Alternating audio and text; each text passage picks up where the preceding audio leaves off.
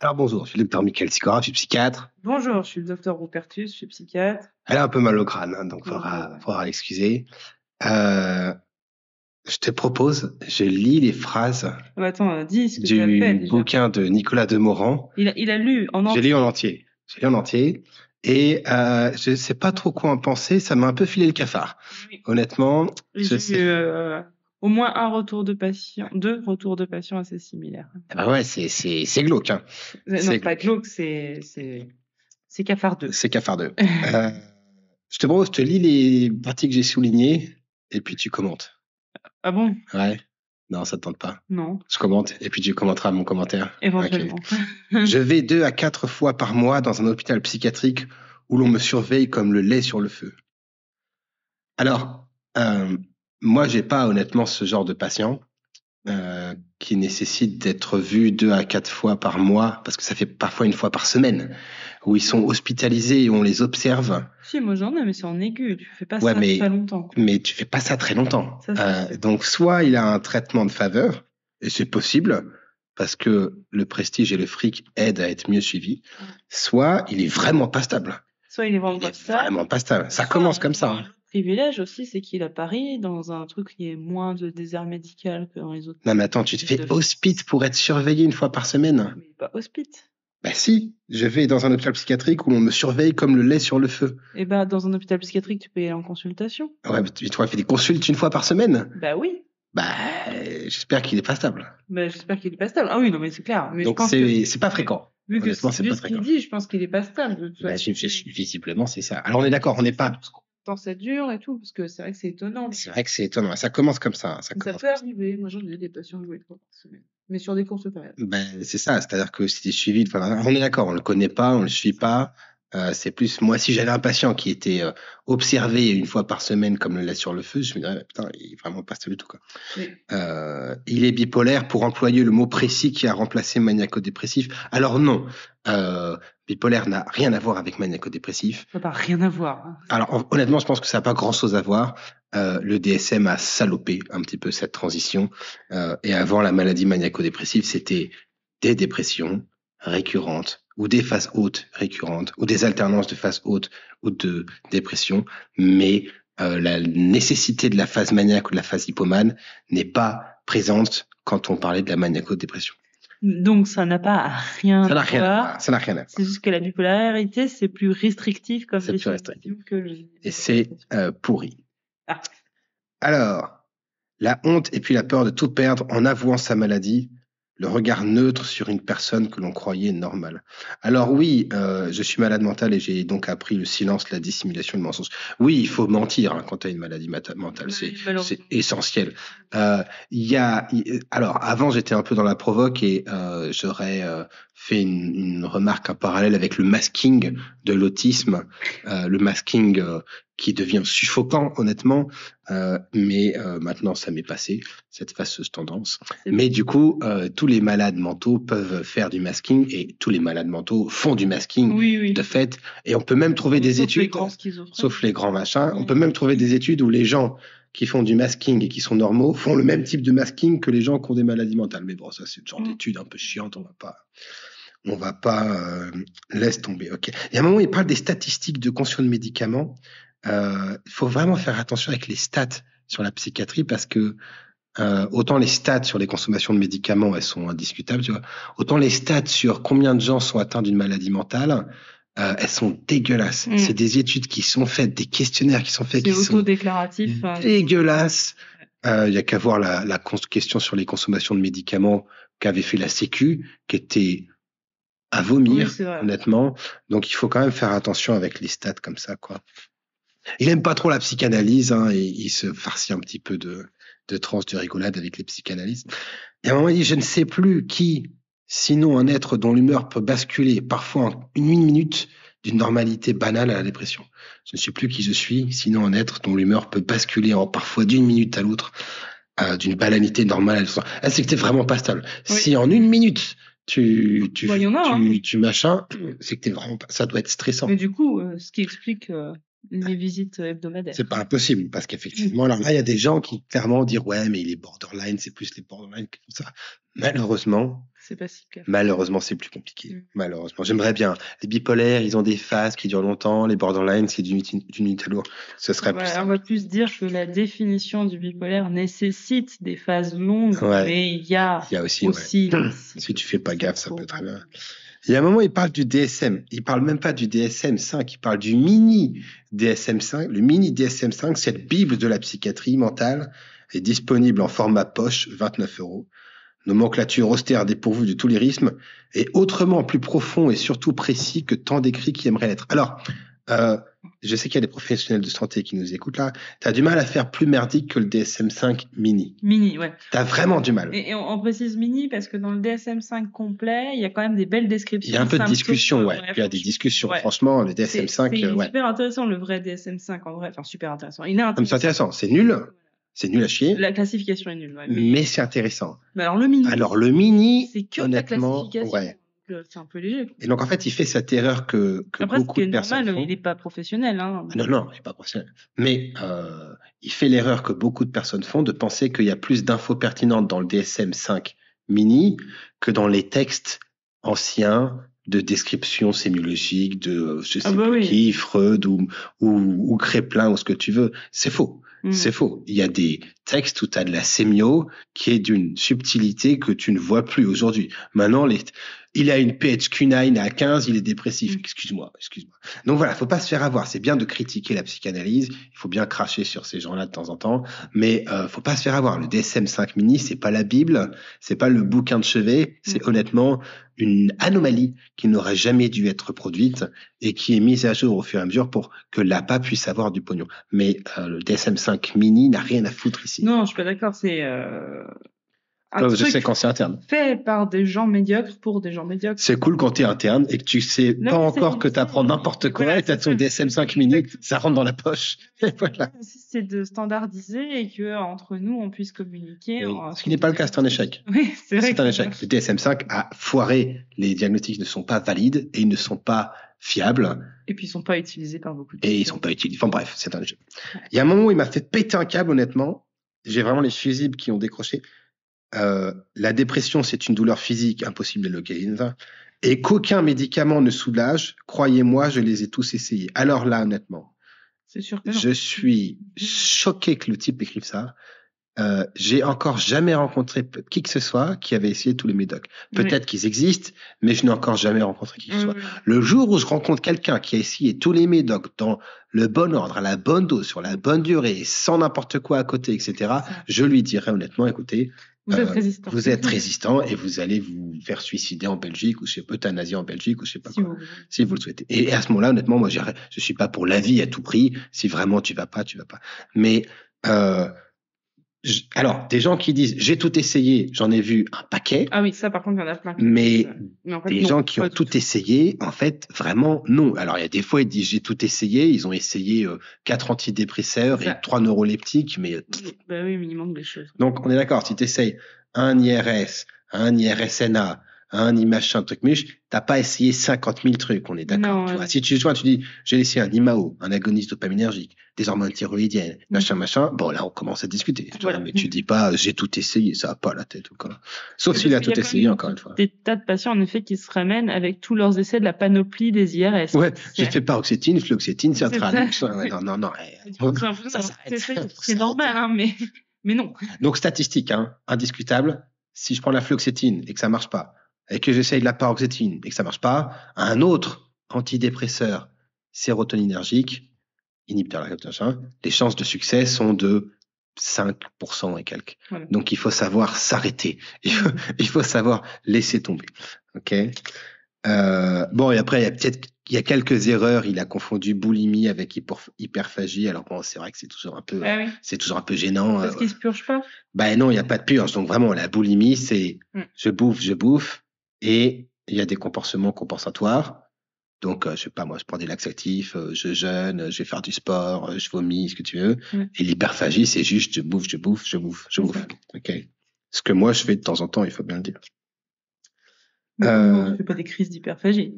Bah, quand je fais un McDo et quand je suis à McDo et je te pète 6000 calories, j'étais pas loin quand même. Non, mais à ce moment-là, il y a je pense, 70% de la population qui est hyperphage. Oui. Ah bah oui, et il faut les traiter, et il faut des psychiatres pour les traiter. D'accord.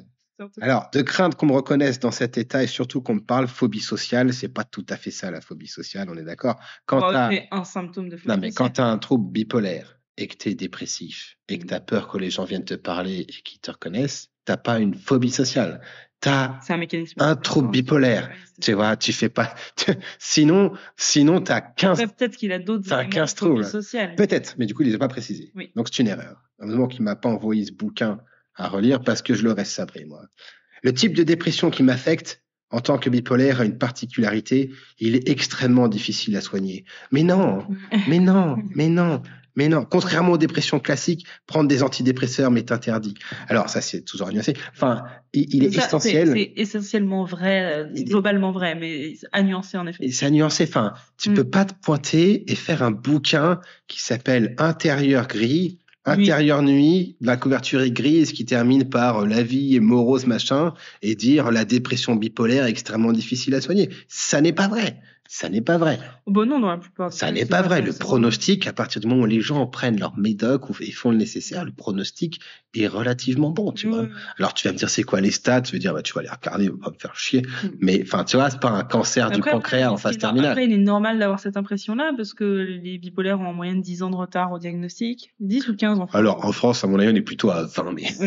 Ça, c'est bon. Donc, du coup, forcément, après toutes ces années-là, ils ont l'impression que leur dépression est difficile à soigner. C'est juste que c'était pas les bons traitement. En soi, c'est pas forcément toujours plus compliqué qu'une dépression classique qui des fois est très compliquée à soigner aussi. Enfin, mais oui, non, tu peux pas dire le trouble bipolaire est résistant, la dépression est résistante, il est extrêmement difficile à soigner, c'est pas ça. Le pronostic est bon. Je fais pas des soins palliatifs. Si c'était extrêmement difficile à soigner, je ferais autre chose, bordel. Voilà, après, ça me saperait le moral. Il est difficile à soigner. Et ça, c'est autre chose. Mais du coup, il aurait dû dire mon trouble est difficile parce qu'il aurait dû dire, il fait ce qu'il peut. Il fait ce qu'il peut. Mais je pense que c'est bien, tu vois, qu'il y ait une forme de correction derrière, parce qu'il a été interviewé de tous les côtés. Mais je pense pas qu'on lui ait un peu tiré les oreilles comme ça. Bon, après, évidemment, c'est cordial, on est d'accord. Hein. Bon, voilà, il parle des médicaments qui je cite, les alternatives médicamenteuses me hissent vers une sorte d'humeur moyenne dont on pourrait imaginer qu'elle constitue une victoire. En réalité, cette moyenne est un conflit, un frottement permanent entre de petites poussées maniaques et de légers dérapages dépressifs. Alors, c'est vraiment important. Si je suis bipolaire, j'ai plusieurs façons d'être instable. Je peux être en phase haute, je peux être en phase basse et je peux être en phase mixte. Quand je suis stable, je ne suis pas en sursis entre la phase haute et la phase basse. Quand je suis stable, c'est encore un quatrième état où je suis bien, je sors mes poubelles, je vais voter, je me lave les dents, j'arrive à me faire des tomates, tu vois. Enfin, tu vas travailler, machin. C'est pas, t'es pas censé être à l'équilibre entre un peu de dépression, un peu de machin. C'est pas ça du tout. Ça n'a rien à voir. C'est vraiment essentiel que les gens aient bien ça en tête. Hein.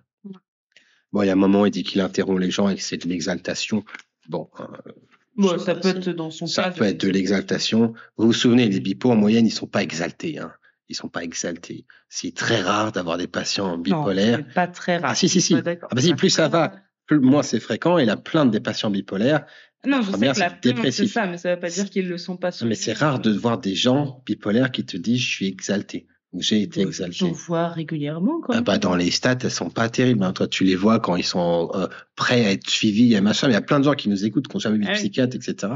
Et du coup, qu'on a en tête l'idée du bipolaire up exalté. Et c'est vraiment pas très fréquent. Plus tu bouffes des antidep dans ta jeunesse, etc. C'est rare que ce soit pas la majorité. C'est pas la majorité. C'est pas rare. Ok. Là qu'on sorte les chiffres. Oui.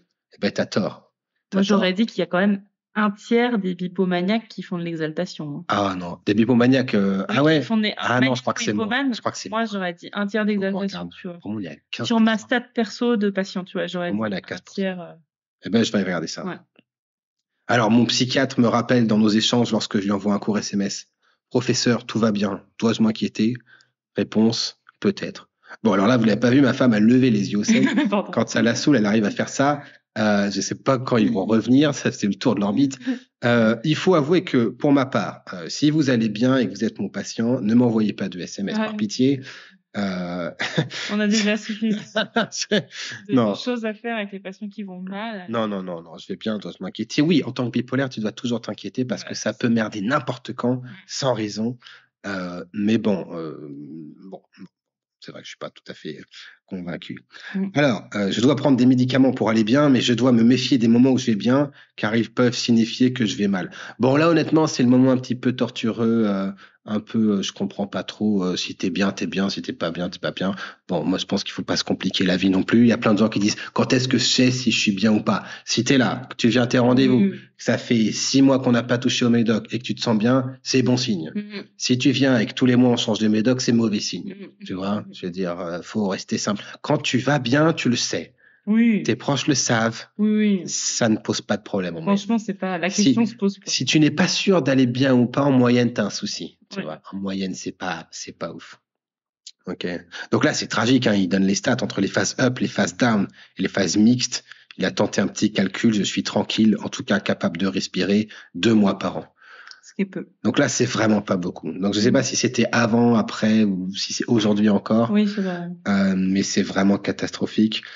Bon, il parle du lithium, qui l'a pas mal aidé. Il dit que c'est un composant des batteries, des téléphones portables, voire des voitures électriques. Alors non, ça n'a rien à voir. C'est pas du tout le même type de lithium. C'est fondamentalement différent. Faut pas que les gens se plantent avec ça. Le lithium, sous forme d'ion, est le 3e élément dans la première colonne ou la 2e colonne de la table périodique des éléments.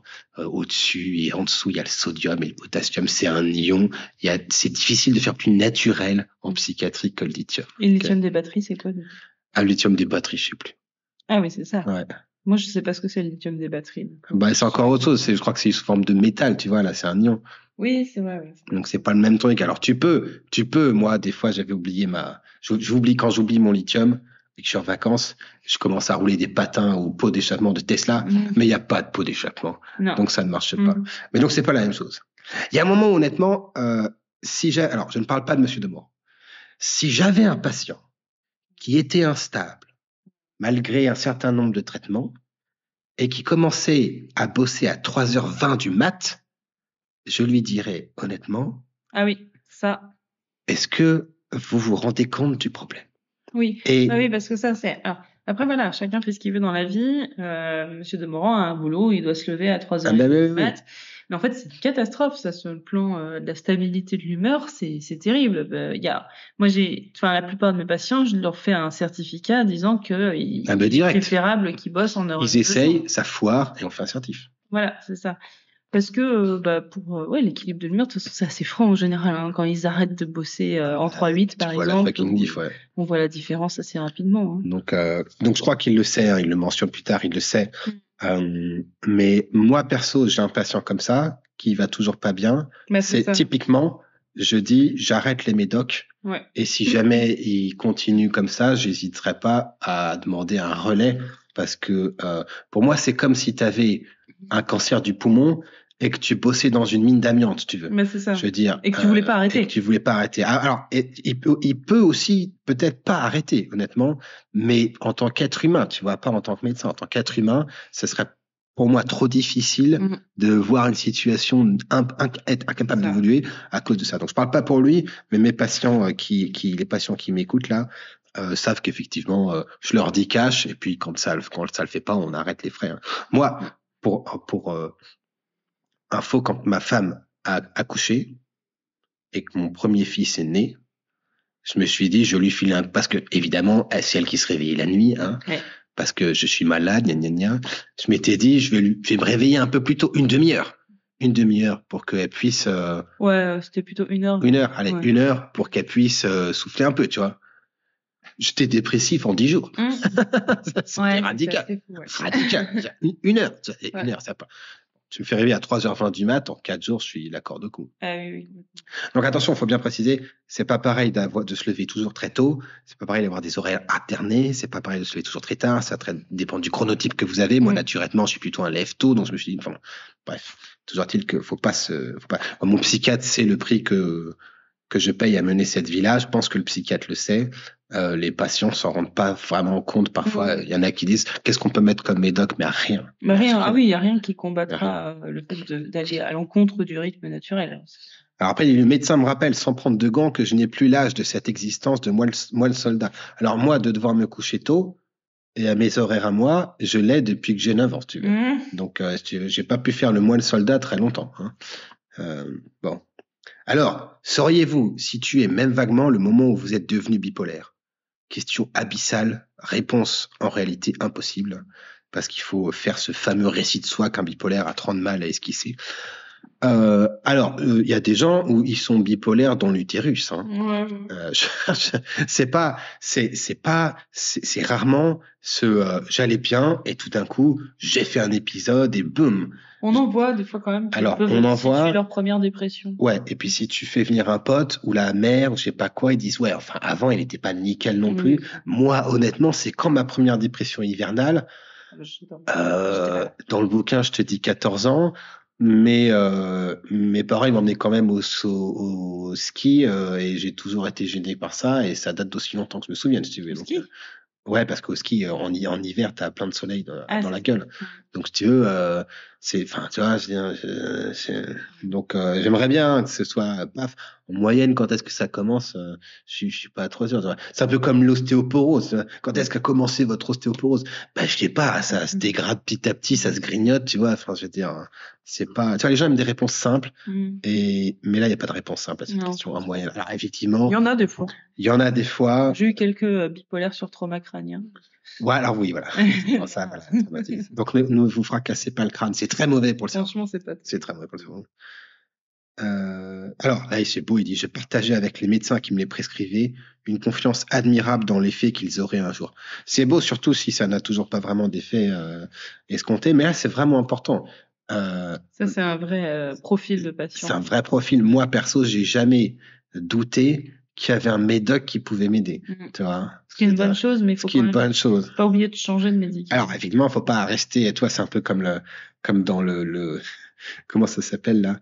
Les bronzés fonds du ski. Oui. Où t'as je sais plus qui reste attaché à la perche là, qui fait traîner. Bon, je sais pas si les gens suivront parce c'est peut-être des références de vieux cons à force là, mais. Alors après, il dit a posteriori, avec ce que j'ai appris sur le tas et par l'expérience de la maladie, je n'hésiterai plus à contester une ordonnance et à travailler d'égal à égal avec les médecins pour trouver une solution. Oui, ça c'est bien parce que c'est les médocs. Des fois, t'as des patients, je leur demande, vous préférez faire ça ou faire ça? Et ils te regardent et ils disent, bah, je sais pas moi. Ah oui, c'est pas moi le médecin. Ouais, mais c'est toi qui les bouffe. Donc, ce serait bien que tu aies une petite idée quand même, si tu veux. Tu vois, si t'en as pas, je t'explique. Mais tu vois, moi, je vais chez mon garagiste et je suis pas mécano. Mais s'il me dit, écoutez, monsieur Zigora, on va enlever les roues et on va mettre des carrés à la place, je peux dire que ça me paraît pas être une bonne idée, tu vois. T'es pas obligé s'il me commence à me parler de combusteur et tout, je sais pas quoi. Mais tu vois, je pensais bien que les gens s'impliquent, ceux qui sont un peu passifs, donnez-moi et je prendrai, on verra ce qui se passe. C'est bien, hein, mais les médecins aiment bien ces patients, ils sont dociles et tout. Moi, j'aime pas du tout. Mais c'est vrai que je te vois trop répondre, tu vas répondre, oui. Bah non, mais c'est vrai que c'est important aussi quoi. C'est juste que moi j'ai l'impression quand ils me disent ça que alors c'est peut-être une erreur de ma part, mais que ça va être mal pris quoi, parce que ils osent pas me dire qu'ils veulent pas machin, alors que bon il y en a je pense qu'en effet. Oula, tu projettes pas mal là, ouais. Je projette. Ouais, tu projettes, ouais. Parce qu'il y en a qui sont assez bons soldats et c'est bien aussi, mais ça m'inquiète toujours un peu vu le taux de ouais, psychiatres sont chiants. D'observance. Tu leur demandes, ils te disent, ah, gna, gna, ça te fait chier. Tu leur demandes, ils disent, frère, comme vous voulez, ça te fait chier aussi. Ouais, c'est pas possible, ça. Alors, quant aux psychanalystes ou aux psychiatres psychanalystes, ils ne m'ont été d'aucune aide. Là, allez hop, ça c'est fait. Mais si. Ça, je sais pas, chez lui, ça peut aider, ça ne peut qu'aider à un moment ou un autre, la psychanalyse. Qu'est-ce que tu racontes? Eh bien non, c'est une espèce de pensée là. Oh, ça peut pas faire du mal, un peu de thérapie. Mais ça peut faire un mal de chien. Ah, ça peut faire du mal. Faire un mal de chien. J'ai jamais compris ce principe parce que les médocs, il y a personne qui te dira que non, les médocs peuvent pas faire de mal. Tous les médocs sont dangereux, tous. En thérapie, il y a une espèce de truc, ouais, bah, au pire, il fait un peu de thérapie. Mais c'est pas vrai. Je veux dire, la thérapie étant un traitement efficace, elle peut aussi être délétère. Oui. On a des exemples tous les jours, j'en ai fait les frais, enfin, faut déconner avec ça. Donc oui, il y a des gens pour lesquels la psychanalyse n'a été d'aucune utilité, au mieux, voire délétère, voire toxique, voire dangereuse. Mais ça peut être utile. Mais ça peut être utile. Donc là, il y a le psychiatre qui lui dit, l'indication première du Dépakote est le traitement de l'épilepsie. Me dit le ponte qui me vit sursauter, genre je suis pas épileptique du tout. Mais il a fait depuis longtemps ses preuves en psychiatrie. Nous pouvons y aller en confiance. Bon, alors ça a changé parce que dernière fois que j'ai regardé, moi, le Depakote n'avait pas fait ses preuves depuis longtemps en psychiatrie. Mais bon, c'est bizarre. Et à un moment, il arrive à la pharmacie et le mec, là, le pharmacien, il lui dit, tiens, il lui file ses médocs et il lui dit, tiens, j'aurais jamais imaginé ça de vous. J'ai trouvé ça bien. Moi, je vais même sur mon bouquin, je vais un peu développer. Il y a des pharmaciens qui sont des vrais bâtards. Oui. Il y a des pharmaciens qui sont des vrais connards. Tu vas à la pharmacie et tu te prends des remarques complètement éclatées au sol. De rappeler que les soignants sont jugeants aussi, je pense. Mais oui. Donc là, il a pas développé. Il est sympa. Il y a des pharmaciens qui sont des vrais enflures, hein, on est d'accord. Et on a souvent des retours de patients. Mais oui, alors souvent, tu vois, il y a des gens, là, c'est de la diffamation. J'en ai pas mal. Non, franchement, on en a pas mal. Ouais. J'en ai pas mal. J'en ai pas mal. Il y a une pharmacie contre laquelle je porterai plainte dès que j'ai le temps. Ils se reconnaîtront ou pas. Je suis pas sûr qu'ils regardent mes vidéos. Je pense pas. Ah putain, j'aimerais bien qu'ils regardent.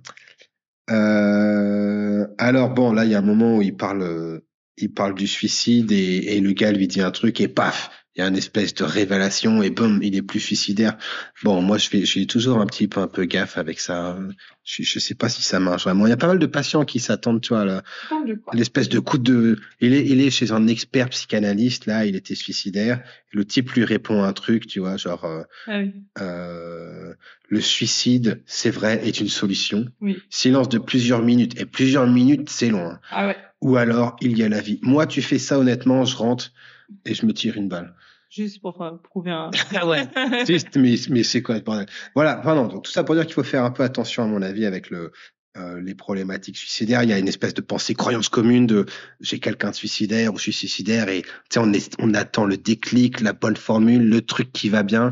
Bon, en moyenne, ça fait un petit peu flop, je trouve. Mais bon. Il dit qu'à un moment que le suicide, comme médicament, a essayé au même titre que les autres, tu vois. Donc, les gens essayent plein de trucs, ça marche pas et finissent par prendre par se suicider.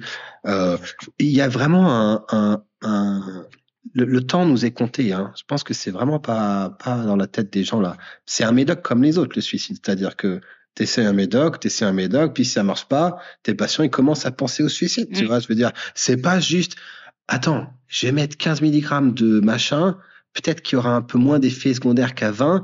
Tu vois, tu peux pas constamment passer ton temps à essayer de minimiser les effets secondaires. Ah oui. Et alors, tu peux pas non plus prescrire en tant que psychiatre en minimisant tes craintes médico-légales parce que tu as prescrit un truc qui n'est pas tout à fait dans les clous. Tu vois, on est d'accord, tu ne peux pas faire ça. C'est ce que les gens font et je leur rejette pas la pierre. Mais il y a des psychiatres dans la rue là qui se travaillent, qui vont bosser demain, qui refusent de prescrire un médoc parce qu'ils veulent pas se faire emmerder par la Sécu après. C'est un désastre.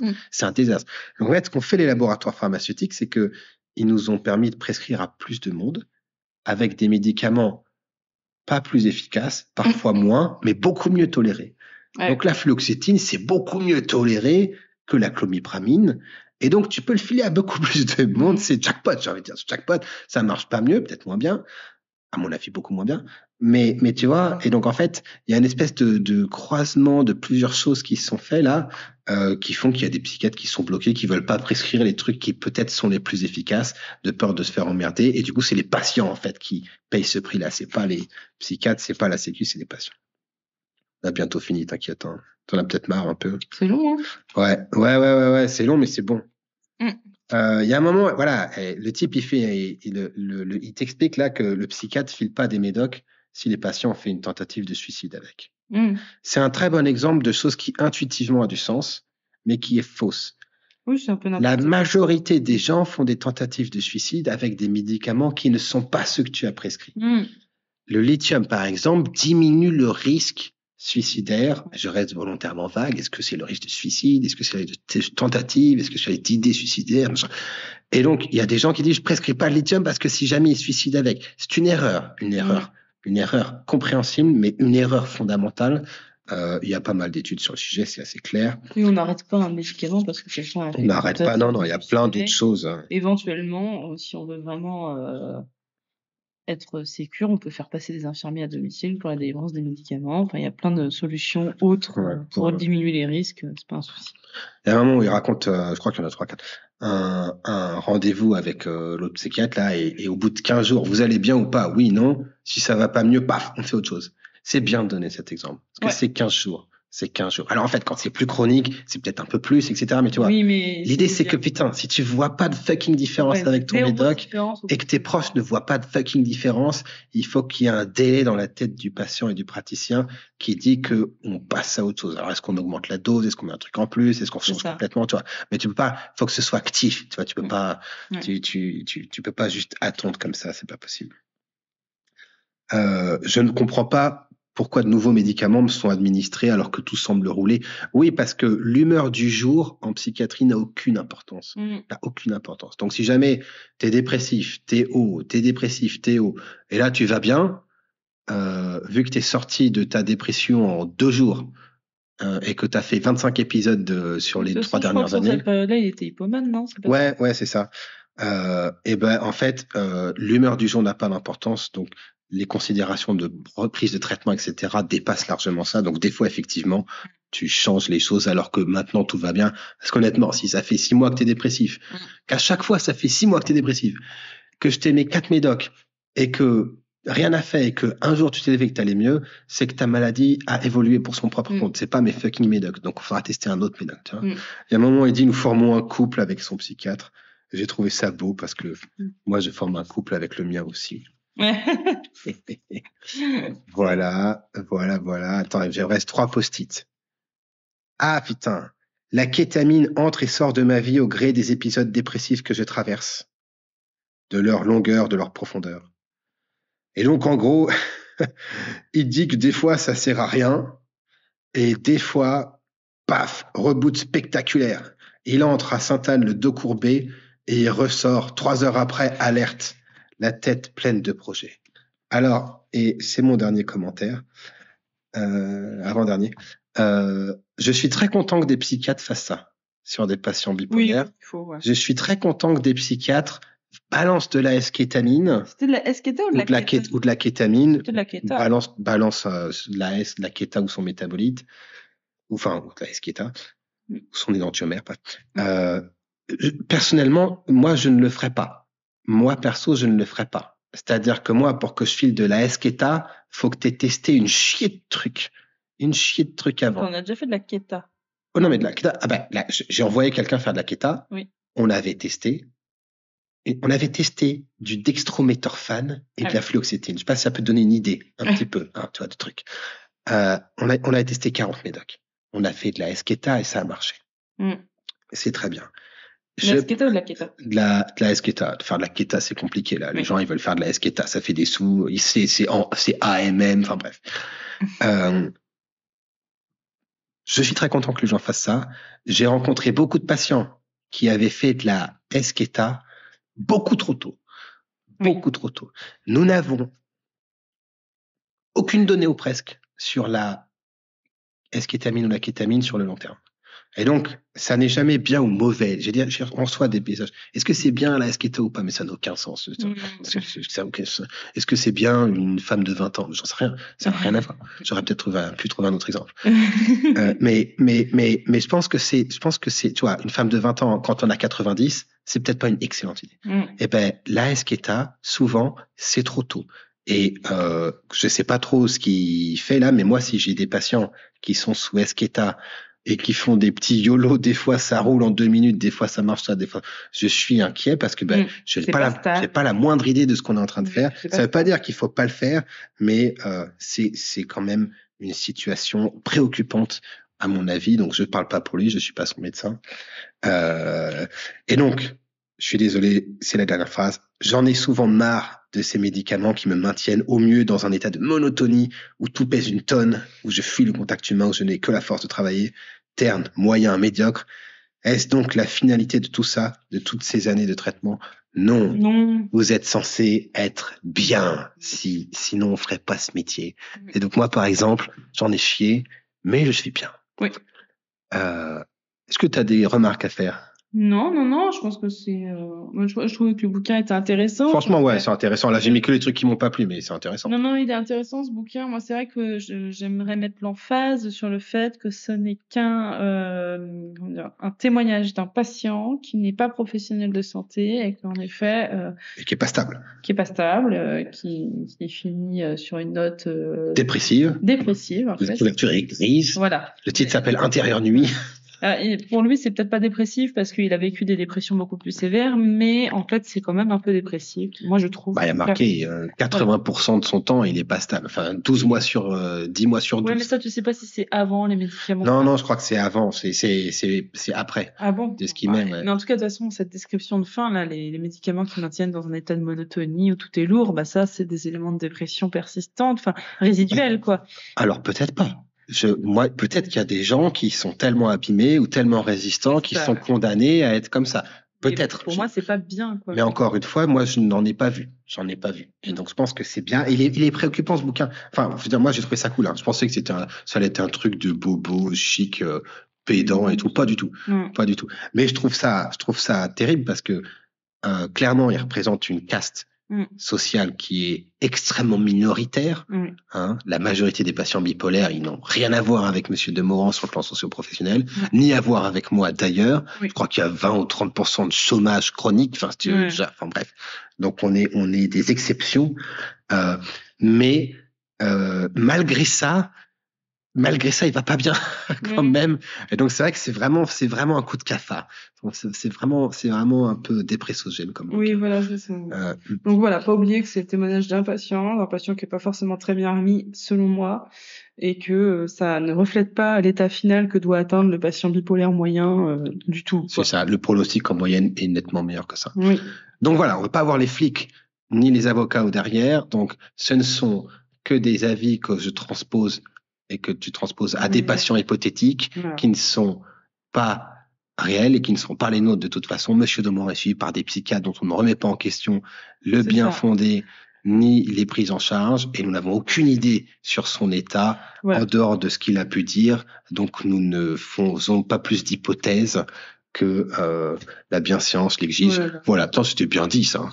C'était pas mal. Ok. Eh ben écoutez, bonne journée et bon courage. Bonne journée.